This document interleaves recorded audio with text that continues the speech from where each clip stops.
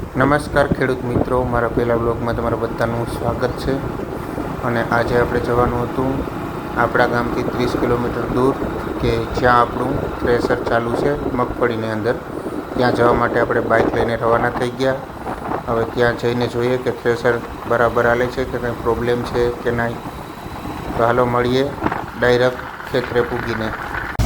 હાલો મિત્રો, તો આપણે વાડીએ પૂગી ગયા છે. ત્યાં આપણું થ્રેસર મશીન ચાલુ છે. અહીંયા તો જઈને જોઈએ કેવી માંગવી આવે છે, ઉતારો કેવો છે, થ્રેસર બરાબર હાલે કે નહીં. તો વિડીયોને અંદર બના રહેજો અને ચેનલ પર નવા હોય તો સબસ્ક્રાઈબ કરી લેજો. વિડીયોને લાઇક અને શેર કરી દીજો. આપણે જોયું કે થ્રેસર તો બધું બરાબર જ સેટ કરેલ છે અને બરાબર જ હાલે છે.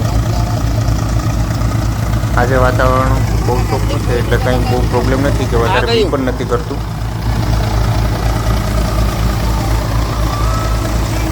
અને આપણું મશીન 37ની અંદર હાલે છે. મગફળી જે 37 હોય છે ગાંધીગીરમાં, એમાં આપણું થ્રેસર ચાલુ છે અત્યારે.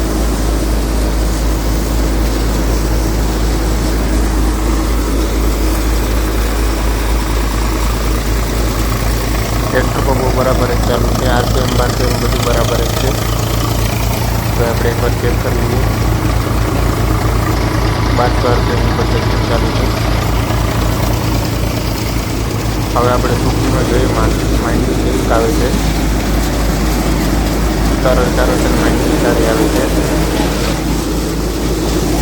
અને હવે ધૂળની અંદર જોઈએ તો ધૂળની અંદર હાલ જેટલા બીયા થતા નથી, બીયા ઓછા થાય છે. કેમ કે વાતાવરણ એકદમ સારું છે, ચોખ્ખો તડકો છે અત્યારે, એટલે બીયાનું બહુ કંઈ થતું નથી. તો ચાલે મળીએ નવા વિડીયોમાં. ત્યાં સુધી ધન્યવાદ. જય જવાન જય કિસાન.